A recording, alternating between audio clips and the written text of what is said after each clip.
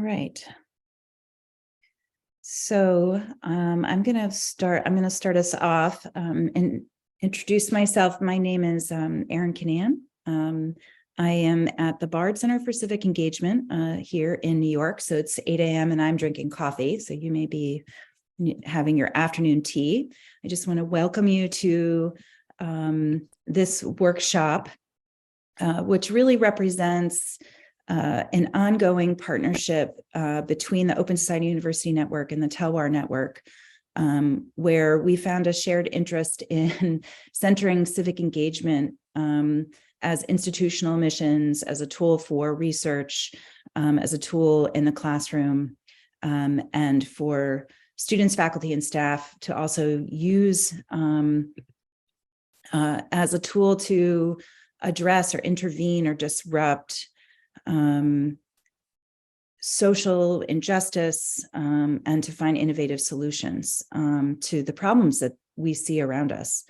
And this sort of began as a series of talks during COVID. And then the Talwar Network and the OSIN Network realized that we had a shared interest in supporting scholars who were interested in doing research that had some public good integrated into it. And we understand that kind of scholarship takes extra time and energy to really work at centering community voices. And so we wanted to highlight the work that's been done by through this workshop series for the recipients of the the awardees this year, the recipients of the award. And this is our second in a series of 3 workshops. This workshop is called Empowering Gender Equality Through Public Art. We're going to learn more about what that means. But we just want to emphasize how critical we think civic engagement is to individuals and to institutions in really disrupting the various norms that we find ourselves in today, and that we are particularly interested in helping scholars redefine maybe the role that scholarship and research can play. And so we really appreciate the hard work that our scholars who are presenting today have done, would be doing anyway, sort of toiling away at it even without the support. So I just want to express our admiration for that hard work, and that we really are impressed and hopeful that as we grow this initiative and this partnership with Talwar, that we'll be able to support more scholars and really amplify this work across the world, really. So on that note, I'm going to pass the floor over to Ruslan, who's at the American University of Central Asia. And I'm going to let him introduce himself and his colleagues today. So thank you so much. Thank you so much, Erin, for this introduction. And indeed, it is still a great opportunity for the global faculty to talk about different issues, to raise voices of different groups. So today's workshop is, the title looks a little bit messy, but the context is a simple one. It's all about public art as a phenomena, and the case is gender equality or inequality. But in the title, you can see different concepts, which is engaged learning, community practice, and community partner as well, because we have 2 community partners in our today's workshop. But we thought that it would be more practical if we brainstorm about the practical aspect of this topic, which is called policy brief, because it's something which is very much spread genre among the researchers, engaged researchers, applied researchers. So The first aspect is that, yes, thanks to this opportunity, we have we have been implementing still this research together with my colleague Jarkyn, who is also from sociology department. She's from ACA, but sociology department. And as for me, I'm anthropologist, also based at ACA. So for today's structure, we have 5 speakers from our, 5 including me, speakers from 6, even 6 including me from Kyrgyzstan, 2 faculty members, me and Jarkyn. Then we have 2 community partners, 2 artists, Diana Ukhina and Jazgul Madazimova. I will introduce them, or they could introduce them maybe later. And then we have also 3 students, very active students, who were helping us, to conduct some interviews. And also we had a wonderful opportunity to have a comparative research in Uzbekistan, in Tashkent, during the spring break, and it was very interesting to see some parallels. So what do you think? What is better? Should we introduce ourselves, like to give a floor and for everyone, or should we continue? Shall we start right away our workshop? Because probably we would need to identify other participants who are willing to to hear. Or do we have other participants actually? Yes. Okay. So yeah, I think probably we'll start. Yeah, we'll start right away. All right. So what I suggest is that we focus really on the interactive aspect of this discussion. That I asked our participants to prepare, some slides about their research within this topic. But I think that we are all we can all ask them, questions after each discussion, after each speech, or in the end, obviously, just to summarize and to make some, conclusive remarks. So as I explained, the gender equality and public art are, is a quite active genre phenomena is happening now in Kyrgyzstan. Like on the picture, you can see the mural, which was prepared by one of the artists, but it was done in the south of Kyrgyzstan in one of the cities. So we will tell about this. So basically, we put as questions the 3. It's look like a little bit sophisticated questions, but what specific policy change can be implemented to ensure equal representation of women artists in public art projects? And how can these policies be effectively communicated to local governments and organizations responsible for public art initiatives? So this is probably one of the principal questions, because obviously this is something which is all about providing this public space, and local authorities are the number one decision makers who can do this. Obviously, we have a lot of struggle, so we have to think about the context, which is the post-Soviet context. Still, we can call it post-Soviet because we had Soviet legacy in how our public space was organized, Soviet legacy in the architecture, in the representation of arts, and our community partners will be talking about this legacy. Also, how can public art projects be designed to address and combat gender-based violence and harassment in public spaces? And what policy measures can be put in place to ensure that these projects receive adequate funding and support? This is another logic question, which is also very much important, because it's all about very important cases that we had already. That unfortunately, Kyrgyzstan is one of the countries which experiencing so-called femicide. That we had a lot of cases of bride kidnapping still, And it's interesting that artists and activists and some NGOs, they finding public art as an important tool, an important tool to express and to talk about this as a something which is outrageous, something which is so needed to discuss. Another question is what policies and strategies can be implemented to increase access to public art for marginalized communities, particularly those who have historically been excluded from public art initiatives, and how can these policies be informed and evaluated for their effectiveness? So the point here is that obviously, can we talk about artists as marginalized communities? Can we talk about this, public art initiatives as something which is to some extent were historically excluded, but also that maybe it's not very much recognized by the decision makers for those who have the direct access to this public space. So how can we raise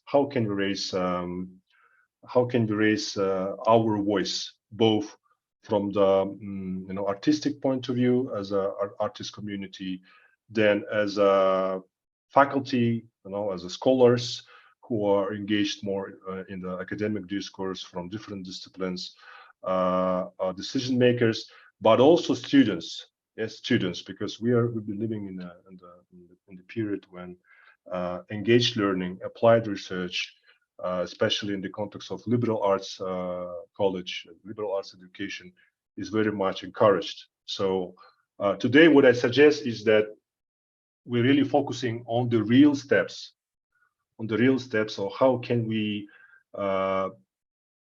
improve artistic practices, how can we raise our voices, and how can we convince or persuade decision makers to help us to provide more space, to be more art friendly, and so forth. So I guess for this part, hopefully it was a more or less productive introduction. So do you have questions? Quick questions? If no questions, then there were different points here. So what I suggest is that my colleague, also recipient of this grant, Jarkyn Shadymanova, will talk about her aspect of this research. Jarkyn, can you hear me? Yes, thank you very much, Ruslan, and thank you for introduction. Can I share my screen? Of course, I think that I gave you. Ruslan, I think you have to stop sharing in order for someone else to share. Oh, okay. Sorry. Okay. Yes. Do you see my screen? Yes. Yeah. Okay, yes. Great. So thank you very much, Ruslan, and thank you, Erin, Christian, and Caitlin for this opportunity. And we are really enjoying together with Ruslan doing this research project and doing some kind of like small inputs, like in promoting hopefully public art. So I'm going to talk about research research part of this project, because we kind of almost finished with the field work and then the interviews and expert interviews. So as here you can see the title of the project, but then I'm going to talk about the research part of this project. So I am Jarkyn Shadymanova from Sociology Department, and I am recipient of this project. So, okay. What am I going to do? Okay, so we got this project in fall, but then we started the research itself only in January, because indeed all those organizational issues, and then within our research project, we wanted to study the gender representation of the public art in Kyrgyzstan, and for that purpose, we wanted to answer following questions. First, what kind of approaches artists use in their public art activities? What obstacles they encounter in the traditional perception and how to strengthen the voice of public artist community in highlighting gender issues in the face of patriarchal structure. So those are related to the project in general. However, the main question which we were asking our participants was about gender representation in their work. So what are the sources and why they are working in these issues and what they have produced and where they are, which spaces they're using in order to share their works. In total,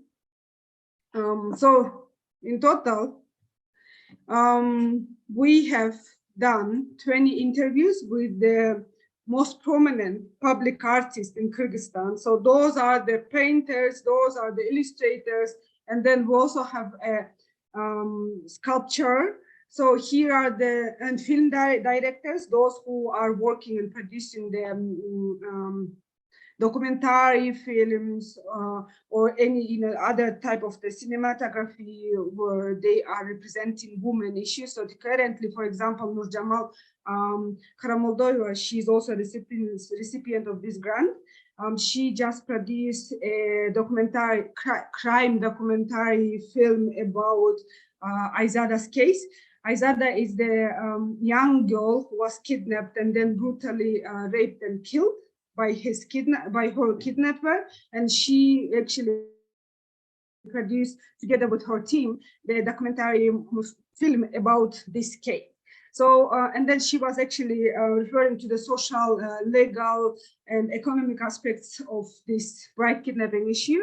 We also, so here there is a list. Asel Jurayeva, who's also film director, she is working, producing some documentary and other films about women, about the women issues in Kyrgyzstan. Then we have Oksana Kapushnikova, who is one of the active representatives of Fem Museum, and then we have Jildis Bekova, she's a digital artist, Dmitry Petrovsky. So all those here in my presentation, I used works of public artists. We got permission to use their work in our exhibition, and then here you can see what kind of paintings, illustrations they produce, and how those works refers to the social and gender issues in Kyrgyzstan. Jazgul Mamadazimova, she also participated in our interview, and Ruslan, I think, conducted this interview. So these are the list, and then other people wasn't included because they asked to not reveal their names, because that one was like, we also promised the confidentiality. So those people who agreed and then who doesn't agree to reveal their names. However, in the research, the result of the research projects, we are not going to reveal their names in terms of quotations or any types of analysis. So also for the expert interviews, we included stakeholders, and here are the some list of stakeholders. Gula Almanbetova, she's an advisor of the Ministry of Education and Science, and she used to work as a cultural advisor for the mayor, mayor of Bishkek, which is capital city of Bishkek, and then I think she worked with the artists and providing some spaces in Bishkek for exhibition and any other types of the cultural event. And then we have Bakhtubi Medinova. She's a director of Osh Museum, and she's one of the main kind of person who helps and provides again the space for the artists in Osh. Osh is our second largest city in Kyrgyzstan, and then also very patriarchal structured city. Then we have Georgy Mamedov. He's an expert and curator. He is one of the well-known experts in Central Asia, I think, on gender and feministic issues. And then we have Diana Ukhina, who is participating, and she's going to talk later on behalf of herself. And then we have also Rada Galkina, who is the NGO leader, and she's a feminist. So these are the kind of list of our participants, and we almost done with the interviews, and now we actually analyzing the data. Okay, so what kind of issues they covered? First, most of the time they talks or tries to kind of cover the issues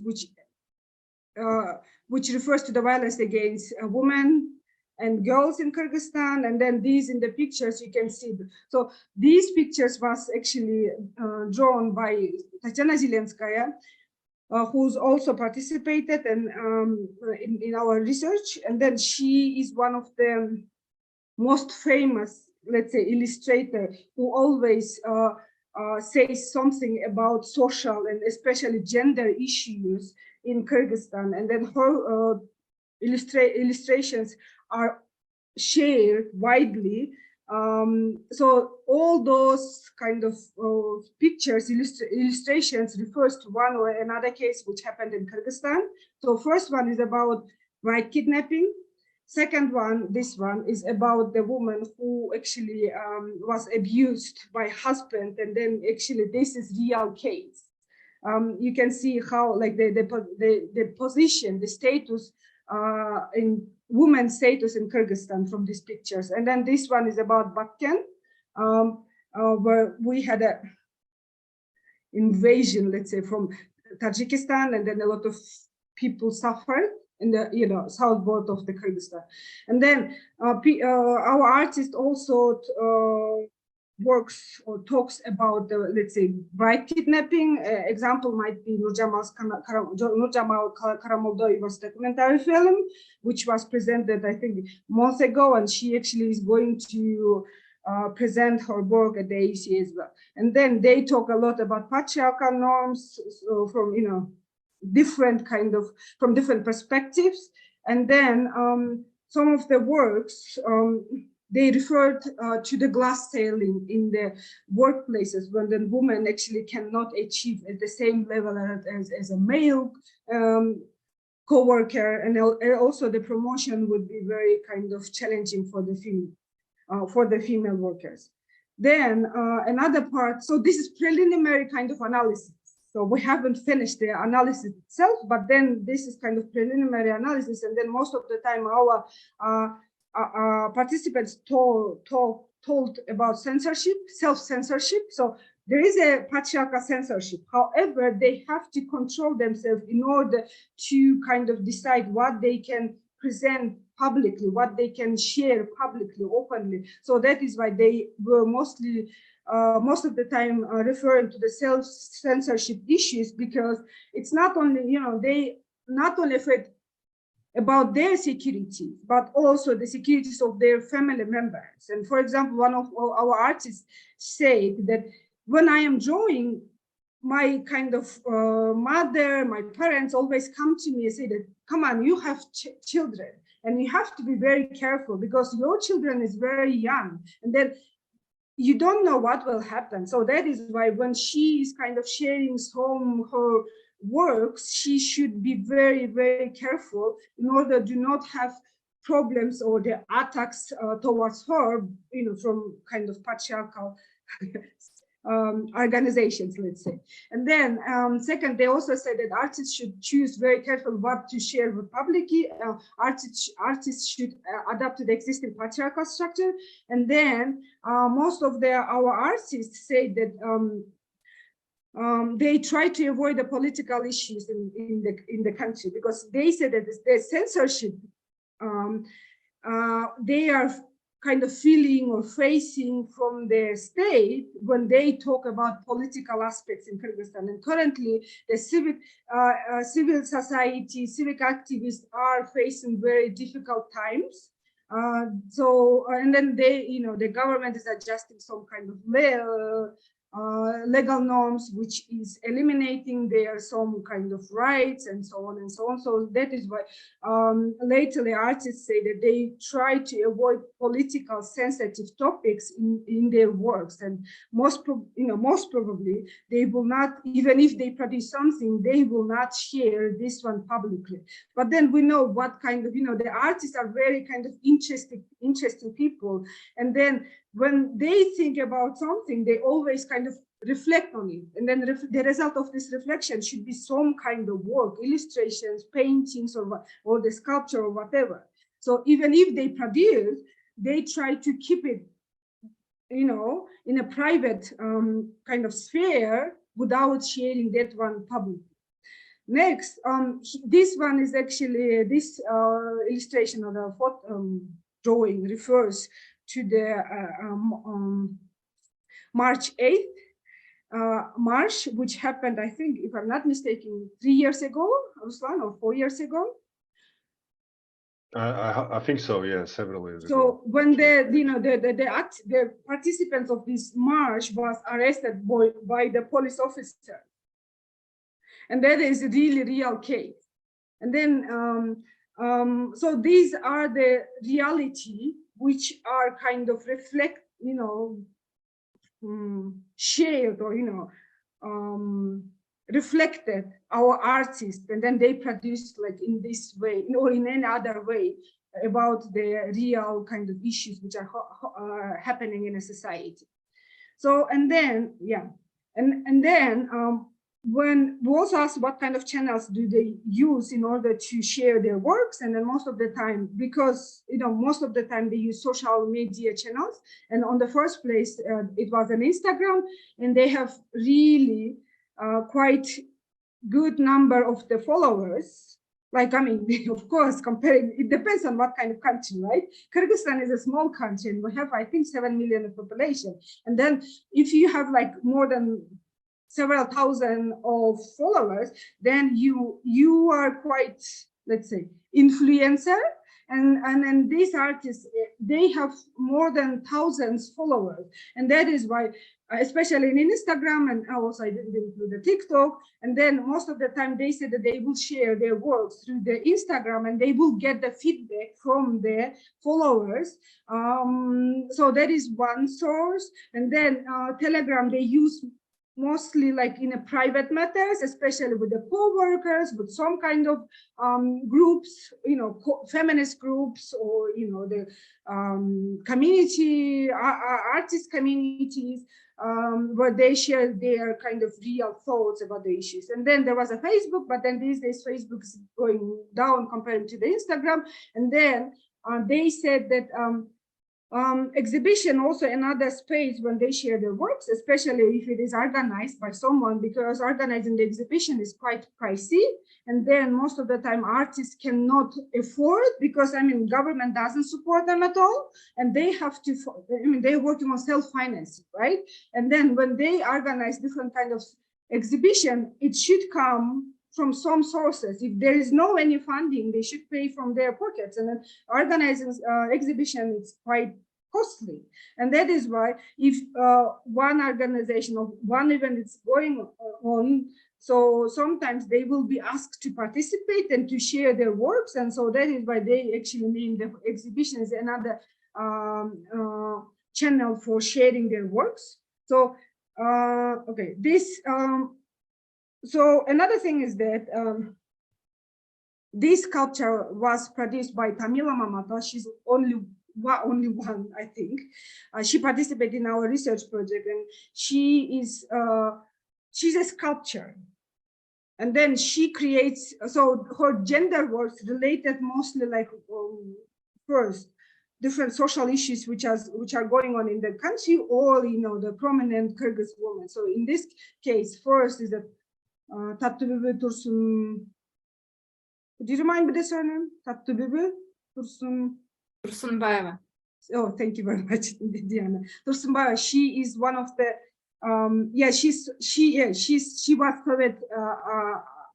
She was an actress from Soviet time, and she was very kind of famous. And then she's very beautiful. And then she's been used as an ideal kind of model for inspiration for the different artists. And then also Tamila used her image to kind of produce this sculpture. You can see here. Okay, I think, yeah, so the results of the project. So I'm not talking about the results of this project or of this research, particularly because we haven't finished the analyzing process, but I want to talk here about the project results itself. So first, we also want to provide the space for the artists, and then that is why we are going to organize exhibition of this project by the end of this project. And then preliminary, we actually appointed beginning of May, but then we will actually announce it and share publicly about the date and event. And our artists hopefully agreed to participate in our exhibition. And then we also want to organize kind of round table or, like discussion where we can also talk about this issue more further. Then we are going to develop an elective course, then, by the name of this project, but then the name might be changed later on, we will see, because we haven't started on that. And then we are going to develop a peer-reviewed article, which will be the base for this article will be the research results. So yeah, and then here are so most of the illustrations we took, from Tatiana Zelenskaya. She actually agreed to share her work because she doesn't have kind of, she said that it is publicly, it is used for the non-profit kind of aims. And so I took that one from the club where they have an archives of all works from Tanya, and then Tamila Mamatova's sculpture was used, and then the murals. I'm not sure whether Ruslan is also using Doxa's mural in his presentation or not, but in my actually presentation, I used Doxa's murals. They are quite one of the famous organization, like, group of young people who produce the murals like this one, and then maybe the same which is using Ruslan. Okay, yeah, I think I'm done. If you have any questions, I would love to answer. Yeah, maybe some quick questions, some reactions. Okay, this is another mural. Okay, so yes, thank you very much, Jarkyn. Basically, yeah, I think the participants probably struggling a little bit, yes, to emerge into our context, which is different from theirs. And just let me remind, this is Kyrgyzstan, Central Asia, 7 million people. This is considered quite sort of patriarchal society, which is ambiguous concept. But we have also Islam. It's an Islamic country in terms of religious practices, and which is reviving quite a lot, right? Yes, lately. And this is, yes, we have non-Islamic practices coming from our cultural background as well, and is also polycultural, polyethnic. So we have a lot of other nations, what we call nations, ethnic groups in Kyrgyzstan. So country is struggling with, constructing, our culture of citizenship. So this is quite complex as a phenomenon. Yes, Caitlin, you're welcome. You'd like to ask a question? Yes, thank you. This is so, yeah, I'm really inspired. And maybe a question is, as you're talking about kind of the audience, perhaps, and the culture and the impacts of religion and all of that, how does the public take these? Yeah. How does the public take the public art? So may I, Ruslan? Yes, of course, yes. Okay, so as Ruslan mentioned, we have different groups, religion groups, ethnic groups, and then the let's say patriarchal groups and secular representatives of the country. So it depends, but our participants, since they are genderist or the feminists, some of them, because not all of them are claiming themselves as a gender activist, because some artists say that they actually support, but that they are not really feminists, but then they work on gender equality issues. So they actually referring to the social issues about gender issues, about the inequality, about the violence, and so on and so on. But it depends.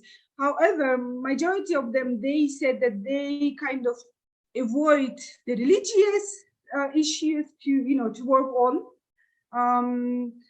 how public perceive this. It depends. Where is it? Like in Bishkek, since this is the capital, I think they are more open to this kind of works, while in the regions, since we don't have a finance, right?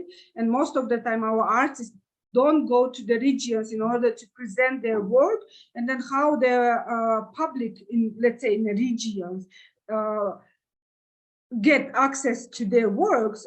Most of the time that is a social media sources, and that is why, for example, Instagram or any other kind of social activity accounts comes, and then so it depends. I mean, we have a very patriarchal part of the society. They don't agree with it. I mean, especially with the works which are very kind of feminist, not the feminist, but then more kind of criticizing the patriarchal society. Let's say we had an issue with the feminale, right? Because they were more kind of provocative. While if they are not that provocative, I think the society actually understands the issues, although I shouldn't talk on behalf of every people. I mean, we have different groups, so different religious groups, different kind of, regional groups and ethnic groups. So in general, every artist has their own public. And with this kind of people, like with their own public, they will share, unless there is a like resonated issue such as Burulay case or Aizada's case, when the society understands the urgent kind of matter of these issues, and then they will comment, they will refer to these issues and to kind of maybe use, because Zelenskaya, Tatiana Zelenskaya, she is really working on this matter. We also have other artists who are referring to these issues. I think Jazgul created, because I heard her presentation on Esim'de, I think, right? And you produced some kind of masterpiece about the deaths of the girls, Syrian girls in Russia, if I'm not mistaken. So that kind of very resonated, very kind of big issues, society will start talking and kind of elaborating on that. And other than that, every artist has their own, let's say, public. Okay, thank you, Jarkyn. So I suggest we introduce Diana Ukhina. Okay, So thank you very much. Yes, thank you very much. Yes, the time is one kind thing, of limited. Ruslan, sorry. I have to leave because I have other event with the BART. The class is starting, and then that is why I have to leave. Thank you very much, and I hope you will enjoy the rest of the workshop. And then, yeah. Thank you, and good luck. Okay, Diana, we were lucky to meet Diana, and I've known Diana, since several years. So Diana, probably would you like to start also, and also to introduce yourself? Yeah, of course. Okay. Yeah.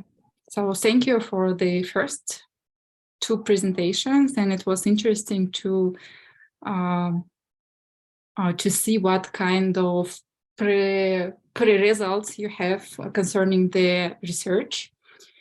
Yeah, my name is Diana, yes, and I'm from Bishkek, and I am an artist, curator, and now mostly, like, the most important part will be in this presentation about me is that I'm a researcher. And I usually do artistic research, and I'm developing this kind of methodology, this kind of work in art sphere, in contemporary art sphere in Bishkek for the last several years. And most of my works, they were related to the gender issues, to different production of publications like science related to different things. Yes, and either I am presenting somehow the Synergy Art Studio and Bishkek School of Contemporary Art. And today, for me, of course, because the topic was the public art, and I decided to focus on the work that me and my colleague we do for the last almost, I don't know, 8 months. And it is related to the work with the public spaces in Bishkek, such as monumental art, which is already exist and already somehow established public spaces, and with the museums.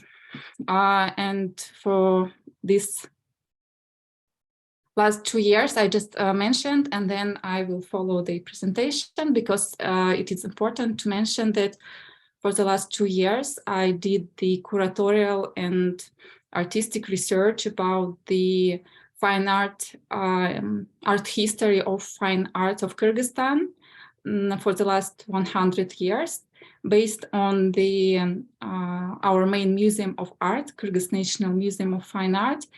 And the idea was to reveal and to explore the institutional memory of the museum about the women artists. And we just issued the publication. It's somehow and it's based on, and this artistic research, 2 years artistic research, it included production of 2 exhibitions, series of lectures, and the final is publication. And today, yes, I will tell you about the way how we work. We do the guided tour. Next slide, please. Or I can move it. No, I cannot. Yes. No, you can't. But yeah. Yeah, the other way. Yeah. Okay. Yeah. This is one of the monuments, and here are main ideas. Yes, to talk about. We did the exhibition process last year, and one of the component of it was the guided tours, 2 guided tours. One of them was related to the fine art in our main museum, so based on the already mentioned research. And the second one we developed in the city. It is the guided tour about on monumental art, something like this, to say it right, I don't know. A memory and art in the city through artworks and images of women. And we included in this guided tour 5 monuments. We have monuments, some of them were placed in Bishkek during the Soviet time, and some of them, 3 of them after the Soviet time. And for us, it is important, and for me, it is important to work with the memory, with the creation of the history, and with creation of our modern time, of our contemporary. I cannot say this word in English, but you can read it. Yes, and doing and making this guided tour, we are following and tell the stories of the heroines of these monuments. For example, the actress, this is the ballerine, and we have different images like worker or the revolution fighter. Revolution, it means like the October Revolution and establishment of the Soviet power. But some of them have, for example, quite minimal presence in the public, I don't know, memory, we can say, or consciousness, but some of them are quite strong. And either we, during the guided tour and these stories, we either speak about the transformation of the public spaces. For example, one of the monument, this space during 60 years, there was a change of the monuments, like four monuments, different monuments were presented. And we tell these stories to understand how the power influence the social and political context, how during different periods it is transformed in the monumental art. Either for us, it is important to see the scale of the monuments and the place of the monument, how important or how what kind of space was given to this person, because mostly, of course, in our country, we have quite many monuments about like heroes, like men heroes, or representative of different spheres, and not so much of female actors. And we either discussed the roots of the monuments, like what was the time of establishment and who was the initiators, because for some of them it was not the government, but by the relatives of these artists, or including artists. Please, you can make just to see another slide. Yes, so you can see all these 5 monuments and see what kind of size they have, what is the place, and who was presented. I'm not going to focus who are they now, but just to give an image what kind of artistic practices we and I use as an artist and researcher, and doing artistic research and working with the public discourse. Because for me it is important, and of course feeling somehow the narrow possibilities to make real intervention in the public space through objects. We can make interventions through meanings, and doing this kind of projects and research, artistic research. And sometimes I cannot understand who I am. I mean, am I curator? Am I an artist? Am I a researcher? So because usually you just play with all these types of approach that are used by different all these categories. But of course, in general, this is the way to work with the discourse through the artistic research. And we can move to the last, yes.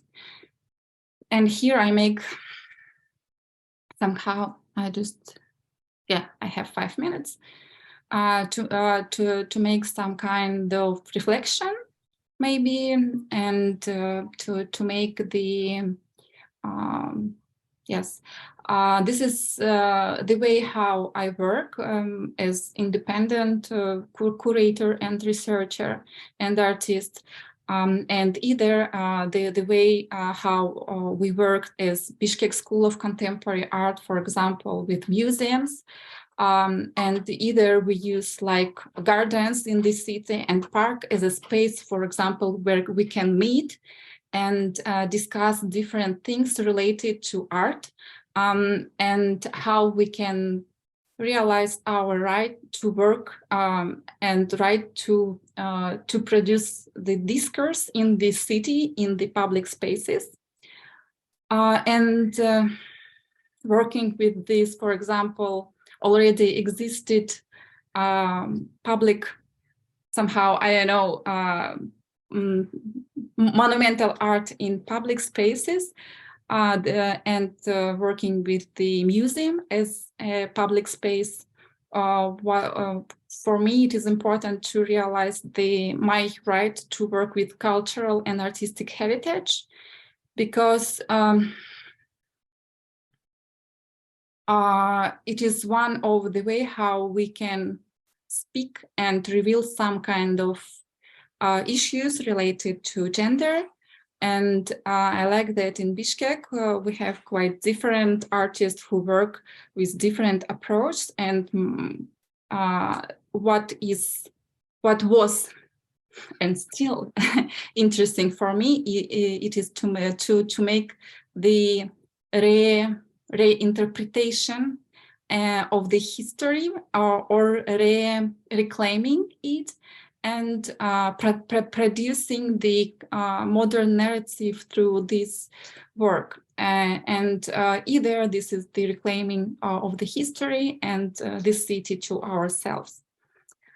This idea, right to the city, right to the discourse, right to the history, it is quite this thing that I worked for the quite long years ago, for example, in 2015, but it was different ways to work with it. It was like personal walking and taking photos and making the another type of artistic activity in the city, but moving to work with the art history of Kyrgyzstan. There was there was appearance of overlapping of different my practices and of different ways how to speak about the things that I'm doing now. Either through working this way, it is somehow the intervention in public spaces and creation of mental spaces. Because of course, for me, the main thing which is important to work with, this is our imagination, with our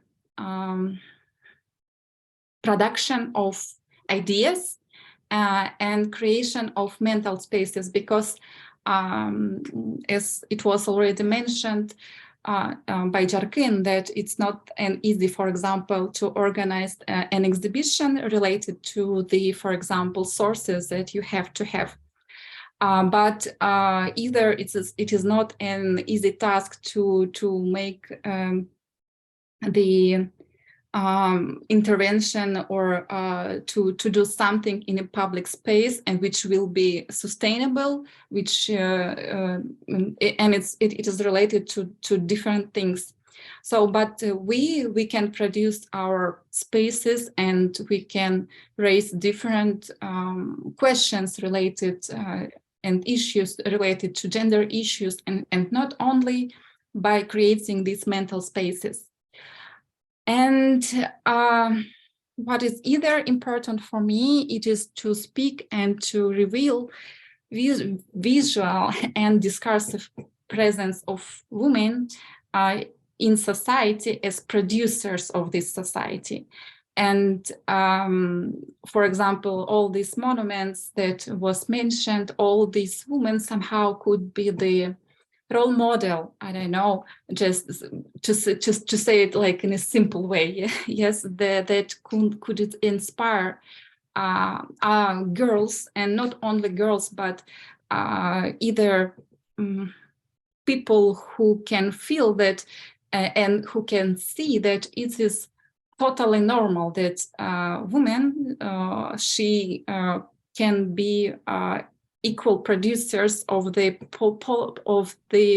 social relationships and social discourses at the different level, political, cultural, social, so economical, I don't know, and family issues. So it is not, and it is important to reveal what we have in our spaces, for example, in the museum or in the city, to reveal these images that already existed, and that and these women who do their work in a quite complicated and not so welcome situations, but they still did this hard work, and they were quite amazing in their artistic work, in their social work. And of course, this is the, for example, doing the guided tours or doing lectures or doing artistic research when I meet people. Usually you, of course, it is not just to tell somehow stories of successful women. Yes, it is the great possibilities to tell these stories and to raise questions to current situations, to current issues, and to create the space for discussions and for reflections, for the raise of the somehow and move of the ideas in somebody's mind. Yes. So what is of course very important to start moving into another, not into the direction where we can reconstruct some kind of things related to the gender violence, related to the inequality and other things. And this is all work in all these directions, like with these nets that you can do. This is what I see work for transformation of public discourses and transformation of the consciousness. Of course, it is not like, for example, works of some artists, for example, Tanya Zelenska or Jill Disbekova, who produced an image and put it in Instagram and it cover more people. Yes. Usually what we do and what I do, it has a more small number of people to participate. And it is the way to produce our presence and to think about the some things, for example, and to what is really important, either to create the safe space to be for these issues to be discussed, because it is really important to feel yourself safe when you can start talking about quite problematic issues. Mm-hmm. I think this is the end, and I hope I'm okay almost. Yes, thank you very much, Jen. It was very important, to really to talk about the guided tour as a practice, and what was important for me and for our research as well is that it's all about some kind of legacies, yes, and monumental art, museums and gardens, parks, and I guess, and as well, I'm preparing the presentation for Jasgul, is that the message to our Bishkek City administration would be related more to like talk more about this what we have already, yes, what we have already, because this is very much important. All right, so I'm giving the floor to Jasgul Madazimova, who is also an artist, and we also had a chance to collaborate with Jasgul, and she provided a very interesting. Jasgul, are you trying to? Yeah, okay. So you are sharing your presentations, yes? If that's okay, because it's okay. my speech is related to slides. And thank you so much for the introduction and for inviting me, making me part of this very interesting research. I do know the importance of it and understand, because we artists are also researchers. We also research society through experiences. The only thing is that our tool is a little different. We may not necessarily make surveys sometimes, or we may not use heavy data analysis for our research. We rather use intuition, paint, color, sound, music, smell, tactility, sensitivity. So our tools are different, but at the end of the day, I think we're all researching and trying to understand this world and inspire each other how to make things better or improve our societies. My practice, I'm a social practice artist, and this means that my main collaborator is usually the members of society or members of communities that I'm engaged with. And how I do is I do spend a lot of time with people who are involved in my art piece. And by spending time with them, by researching the sounds, the environment they work or live in, by researching the sounds of their environment, researching their voices, their personal stories, and the work that they do is my tool of inspiration. And I use that and experiment to visualize it in my art. And most of the time, these pieces are very personal. They come from very personal stories. And because that inspiration has to be so big for someone, I think, especially for artists, to start talking about it and turn it into some type of project. I would like to start my piece with this picture. It was this photograph was taken when Kyrgyzstan became. Sorry, Jazgul. Yes. We it's loading. Like we can see it's nothing. You cannot see my screen? Me personally, no, I can't see. It's just I showing. can't see it. There's just loading. It's loading. It's just loading. I can do it one more time. Let's see if it will work this time. But otherwise, I think I will let you do this share screen if this is easier. So this picture was taken when Kyrgyzstan was the 25th year of independence for Kyrgyzstan. And it was, there was a fire incident in Moscow. And when, so. Yeah, because it's media file, okay. Okay, okay. So there was a fire incident in Moscow where it was a press center.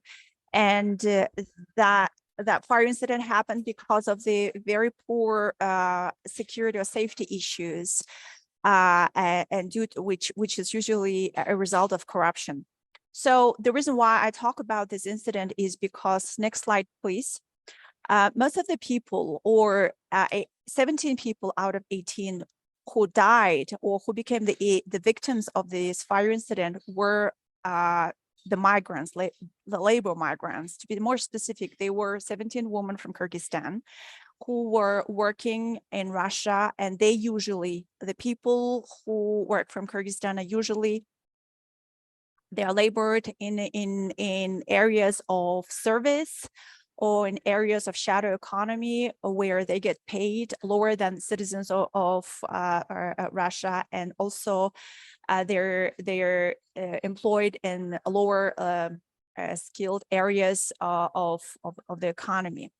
So I want to start this issue itself became a very a big trigger for me, and it became the first artwork that I did because for some reason, the people who had to suffer out of the corrupted system in Russia were the people from my country. The girls who are from village, all of a sudden, she had to suffer from the incidents of that system. So if we can go to the next slide. I was hesitant in my practice at that time because I was not very sure what would be my tool as an artist, or I was not even sure at all if I could be an artist or I should be an artist. So art for me is always a search, a self-reflection, and some type of political statement that we do when we're searching for our identities, right? So the social justice that the so-called social justice that we were referring to today is one of the, I would say, one of the key things or triggers that sometimes inspire, sometimes force to express. And it has to be so big, that thrive to express has to be so big that, an artist makes a political statement and researches that area. So in the next slide, me and my colleague, who is Valeria Rupel, we try to imagine and examine what could it be like if you realize when you're about to die and you are, many a long distance away from your family, from your hometown, from your society, and what could it be like if you realize that you are about to die in 2 minutes? So imagining this and also trying to express those thoughts of the girls who died during the fire incident, trying to visualize their very last minutes was an attempt in this installation. Next slide, please. So what we did is there is a very traditional doll that we played when we were young, and we make it out of branches or woods, and it's very easy. It's handmade. The most important thing is that it is something that most of us had when we were childs. You make it from wood, and you make a white or you make it a dress for the doll, and it just became one of your best friends. So that became our tool of experiment. We wanted to make that doll again, and then to burn them and try to reflect on the incident. Next slide, please. This is how it looked like. And the main thing is, again, we are not making something that an art piece that we could hang on a wall or put in a museum and look at it and then drink coffee and then enjoy it and contemplate. No, we are rather researching the social issues that are happening right now, contemporary. We're trying to reflect, we're trying to create a dialogue, we're trying to inspire people to speak up about it, express their position, and be more active. Next slide, please. So this is how it looked, and it was kind of a first introduction for me to, yes, find my tool, but also find it in a way that it becomes more involved with the contemporary issues of our society. Next slide, please.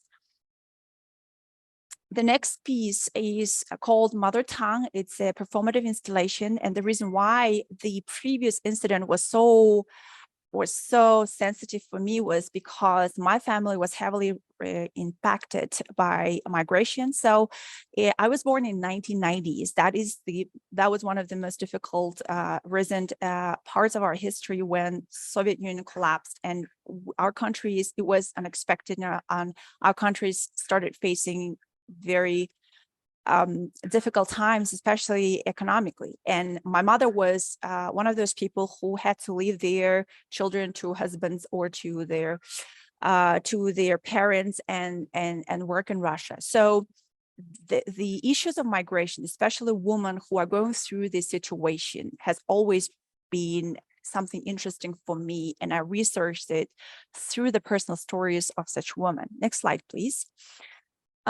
In this performative installation, the main piece of work is behind the scenes, meaning it's created out of sounds, out of personal stories. So we basically spent many days at the factories where we sew clothes and sent to Russia.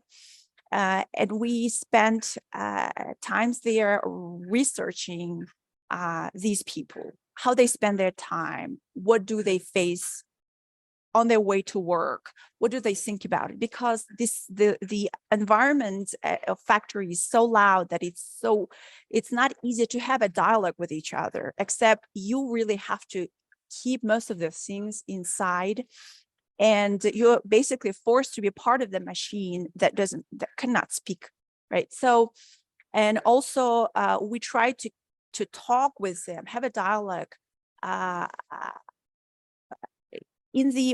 with having this background of the loud noise of the system, of the factory, right, of the sewing machines. So, and also, so their stories, they're sometimes silence, they're singing, and the sound of the machine and all that process, the logistical process, all of that became part of the process. our sound work. In the next slide, please. We showed it through such an installation where there is a contrast. A woman actually sleeps, and all that sound, it becomes something that she does not speak about. She rather has the silence. That is a political statement that one of the political statements that we could, if you will, we could be interpreted. But the main work is not voiced by her. It becomes part of her thoughts, dreams, or the dreams that you see when you are sleeping. That is something that she does not speak during the performance. Next slide, please.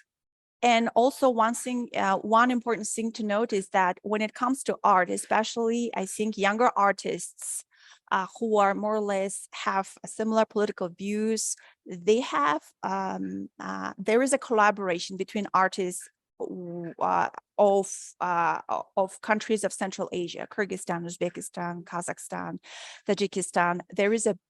There is a collaboration, and when it comes to art, it goes beyond those boundaries because it seems like we're all facing very similar issues. And when I speak about my case, my colleague from Kazakhstan or Tajikistan, they can clearly understand me and relate, and then that movement becomes more regional. And we do have a collective of Central Asian artists called Zavra, and Diana Uhine is part of it. And then our main tool is actually research and present the result of the research through an art piece. Next slide, please. One of the main concepts we were researching was Chiltans, and Chiltan is the 40 bodies. So it is a concept that is very much present throughout the Central Asian, I think, countries where people used to believe that there are 40 bodies or 40 souls, spirits that protect and help people, and then they appear when a person is facing difficult moments.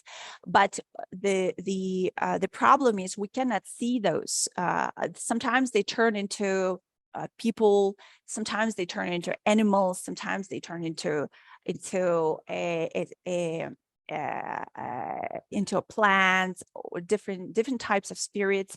The connection that you can have with those people is not necessarily through body, but more through intuition, through tactility, through senses, through smell. So this was also an attempt for us to understand who are those people. How can we understand ourselves or our situation, our issues by going back to the history that was not necessarily told in our history books.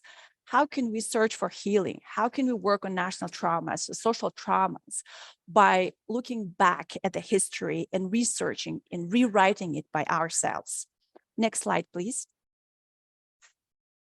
So that conversation with these people, either through the migration issues or through the stories of factory workers or through the personal dialogue with my mother, a personal dialogue with my friends or myself or other people, that dialogue, it continues, and it becomes one of the main sources of inspiration in my works.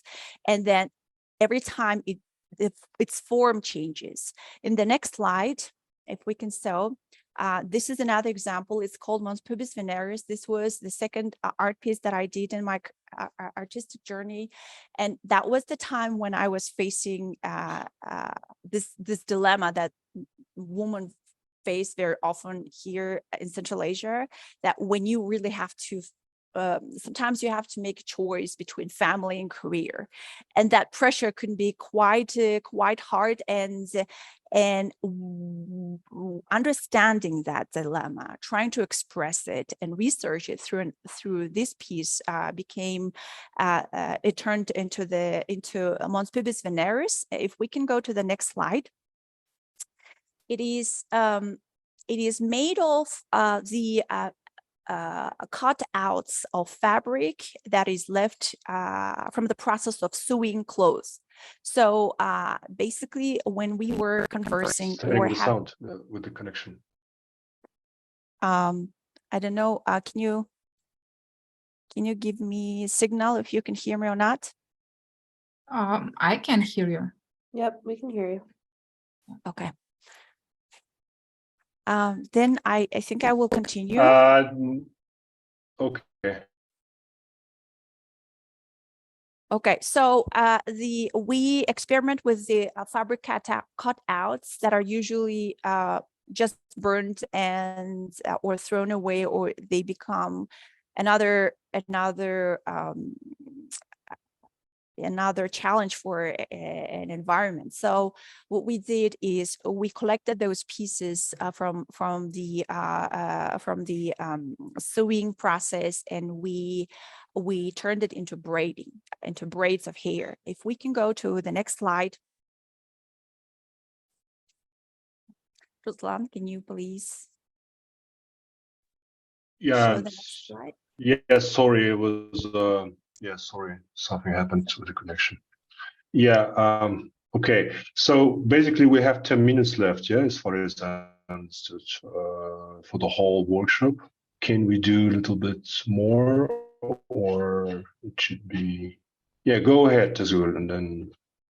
Okay, I'll try to be very quick. So this is how it basically looks, but the most important part is it's not an installation that is what's important in this work. It's actually the process that it takes to make this installation. So it's a lot of communication with the factory workers, and their story becomes the main thing, the main challenge that we, not the challenge, the main source of inspiration that we got from the previous work.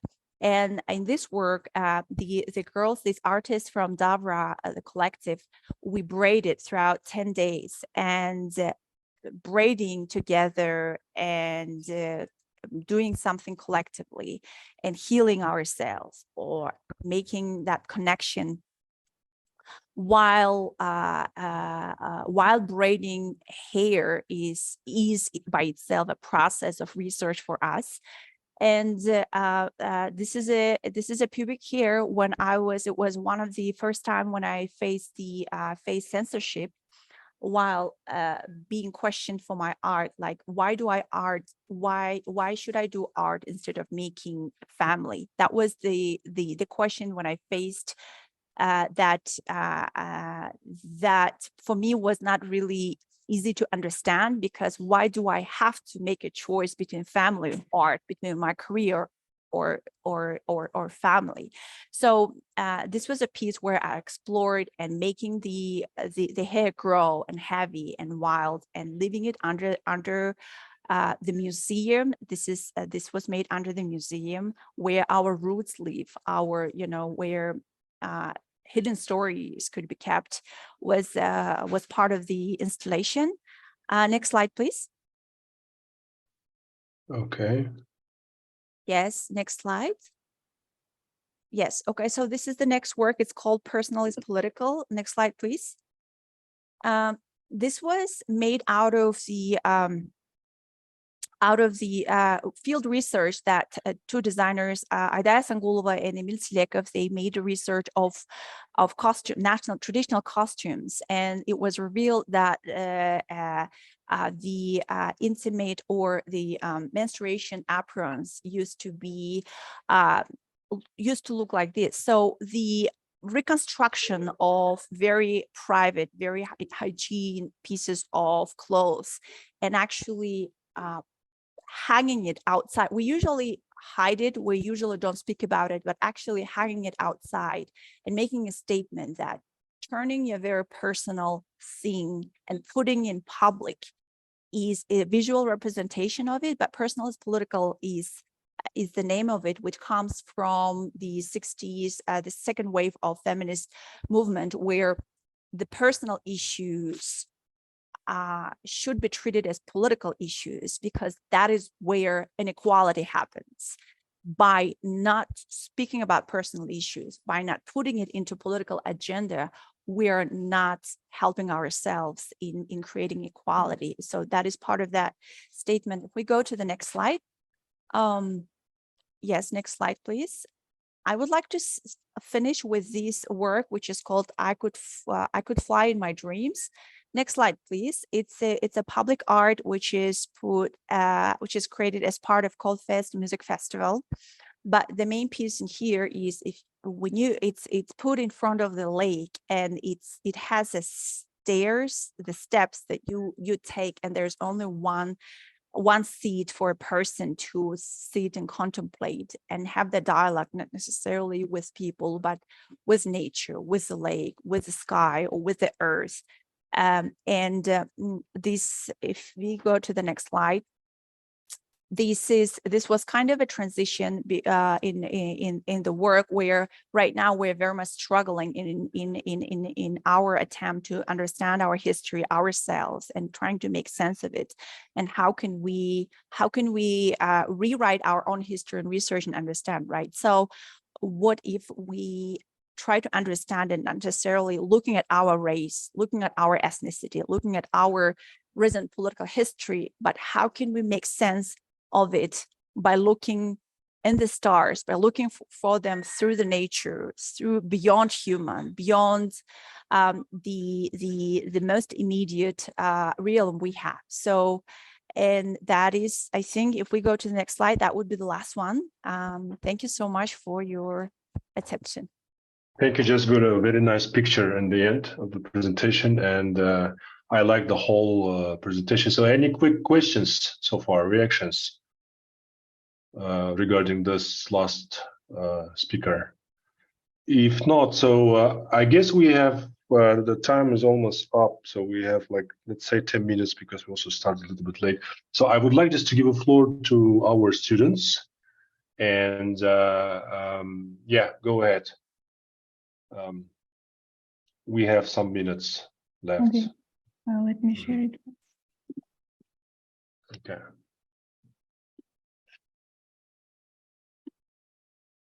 Okay, can you see it? Yes, but it's still loading. It's, I think, same. In my case, can you see others? Can you see presentation? No. Not yet. Oh, it So says was that my demonstration is stopped. I don't know why. it stopped. What should I do? Is it because of? Let me try it again one more time. Okay. Yes. Now. No. Yeah.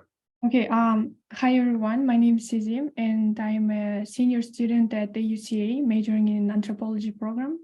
So as a part of our coursework, we did the fieldwork in 3 cities, in Bishkek, Osh, and Tashkent.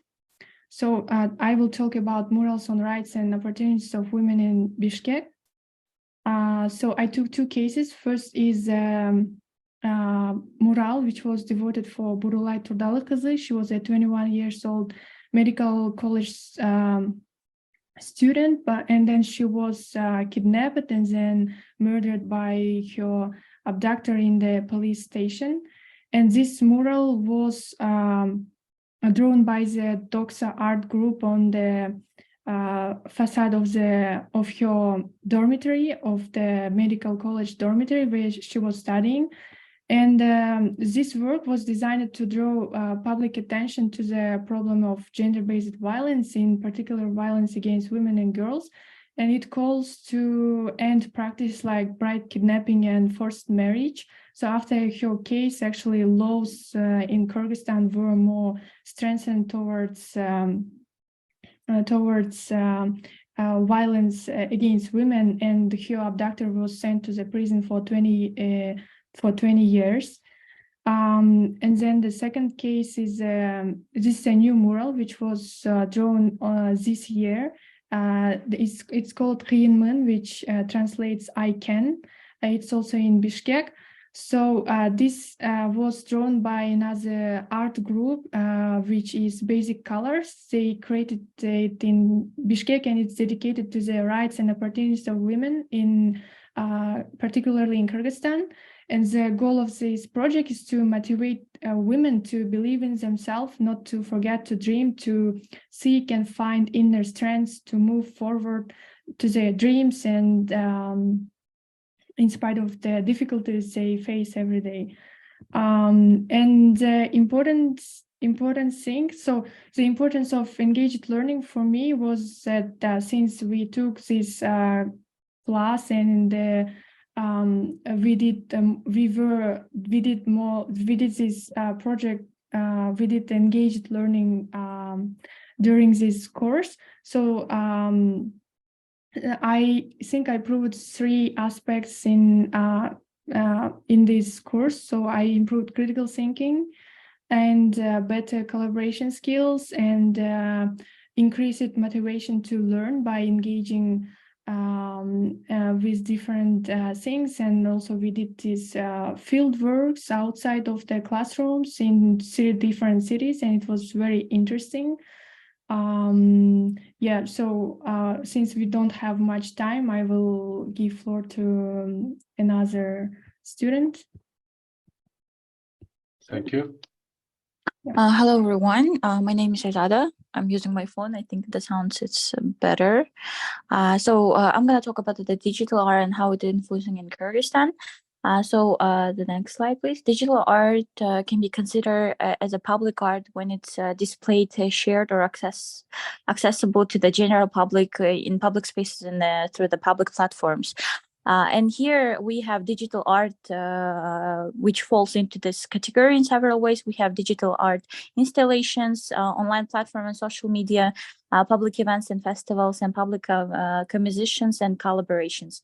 So when we talk about the digital art, it's digital art can be shared and accessed by the public through the online platforms, such as the digital galleries, websites, or social media. So in this context, digital art becomes more public art, as it can be viewed and appreciated by a wide audience and transcending physical and geographical boundaries.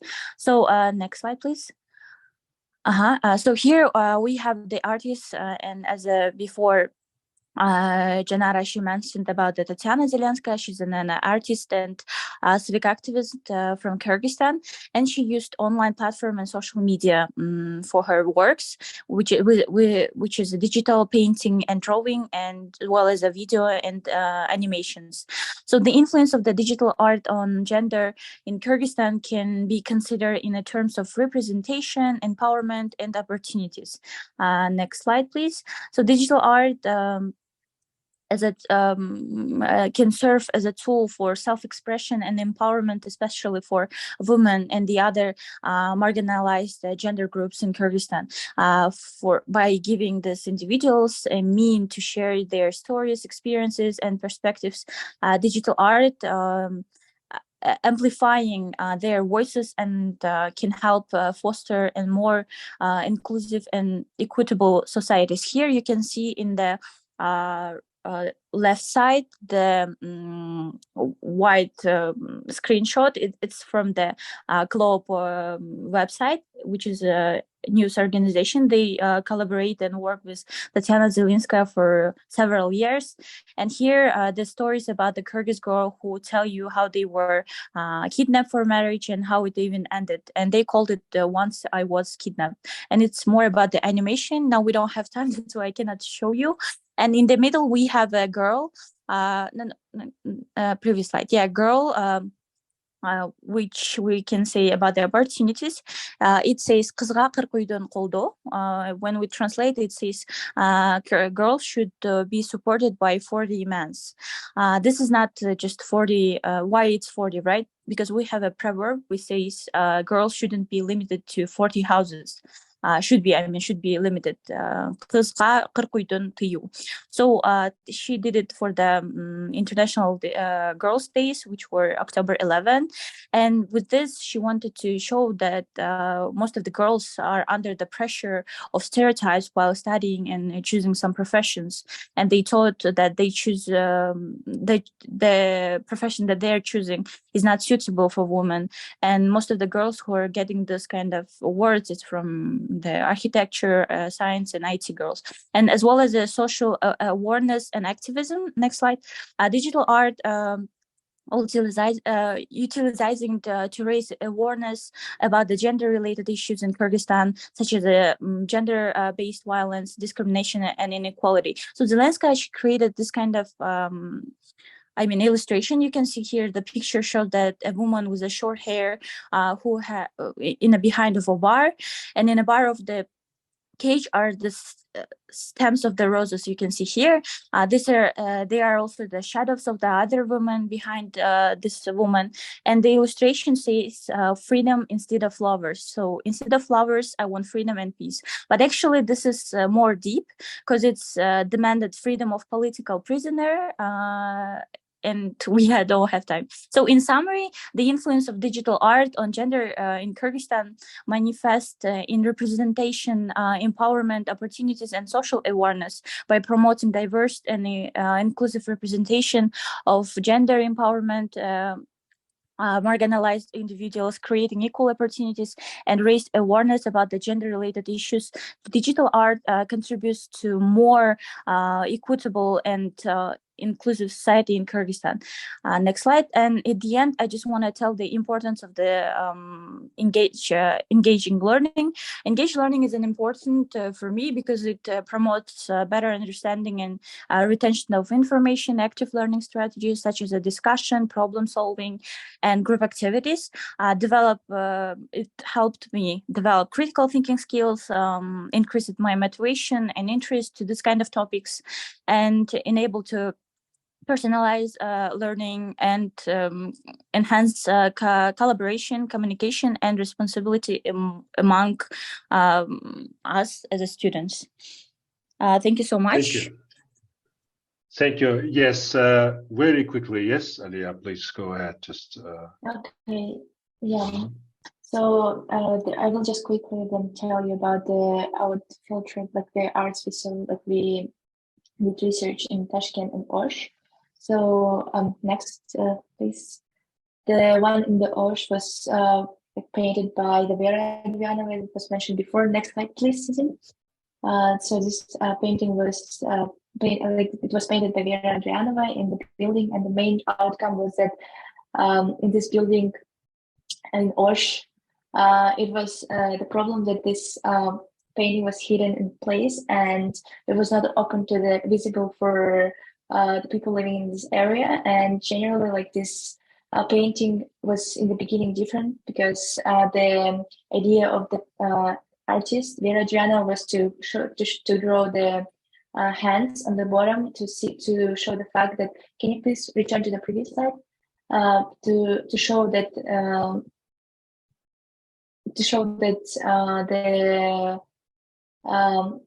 so in this, like to show that the equality, there is no quality education, equal education in Kyrgyzstan, and to show that this is hands in the bottom. But then the city hall rejected this idea in the beginning. They drafted this idea, and therefore there is only like a girl holding this book and aiming to get the education. Because generally the idea of this painting is to show the access to equal education. The next one is in the Tashkent. It's the painting of the one gymnast, Oksana Chusovitina. She is this painting mural is in Tashkent, and as you can see in the picture, the beginning painting was different from actually the one we saw, because the reason is that the city hall, also the Akademiyat of the Tashkent, they painted this skirt to show this. Generally, it was from the beginning, this painting was defaced by the vandals, and after that, later another artist, not the original artist, drew a new mural. So and my engaged learning outcomes are the following. So I got this real life experience, checking and like walking and observing the place and public arts, not only in Bishkek but also in Osh and Tashkent. I got this advocacy and communication skills, networking with different artists in Bishkek while conducting the interviews with them in person, and critical thinking for sure, and involvement in public arts initiatives. So thank you so much for your attention, and if you have any questions, if you have time, I'm happy to answer. Thank you very much. Yes. Dear participants, any questions? Sorry, we just were a little bit, too long, but I'm happy that there were so rich stories, and so we saw a lot of public art, public art. That we saw that this is a crucial tool, and especially it might be, of course, improved, and it could be, supported by the local authorities and other public institutions, because art is an important tool. So, any questions? Good questions, concluding remarks from others, from participants as well. So I can see we have Olga here. I said, if you were curious, and asking something more in detail. So yes, just good. Diana, would you like to do some conclusive remarks, conclusions, or questions? What did you like most? What was productive, you think, in this workshop? Yes, first of all, I want to thank you for this initiative and also taking approach in this work. I mean, if you ask artists, we do believe, we strongly believe that art has an effect in changing society, because we don't do qualitative research, but what we do is our main intention is to affect on the level of souls, right? So it is inspiring, but also it inspiring to see that that this journey is supported by students, by universities, by institutions, and just researchers in general. I don't have any questions, but thank you again for your initiative. Thank you very much. Yes, Diana, go ahead. Yes, I wanted to thank you, all of participants, and it was interesting to see and to get to know the stories from Tashkent and Osh, because mostly we are focusing on Bishkek because we are here and we know more who do something here, and the value of this kind of research when different people can take focus and tell more, because how it works. And for me, it is like the work with the gender issue. Of course, it is somehow the strategy that we implement now to move to more equal, space, life, and what you can do. And I hope that somehow we move to the society where gender roles, gender stereotypes we will overcome. And art is this is the thing that already just mentioned, which is very strong, and sometimes you can just feel something and something will happen inside you. Yes, and it is really important, and either that it is it can touch beyond the gender, what is most important. Thank you. Thank you very much, Diana. Just from my side, I'm very much grateful to participate in this workshop, and I think this is a wonderful opportunity, especially for us, for Kyrgyzstani people, and in creating such a community of practice, platform that from different sides, researchers, artists, especially artists, activists, students, one of the most important parts, that we create this dialogue, and we advocate for better, for a better society. And it's really important to raise the importance of art as a tool in different public spaces. Thank you all, and hope to see at UCA or during other online workshops. Thank you very much. So shall we finalize? Shall we close our workshop? Thank you all. Bye-bye. Thank you. Bye.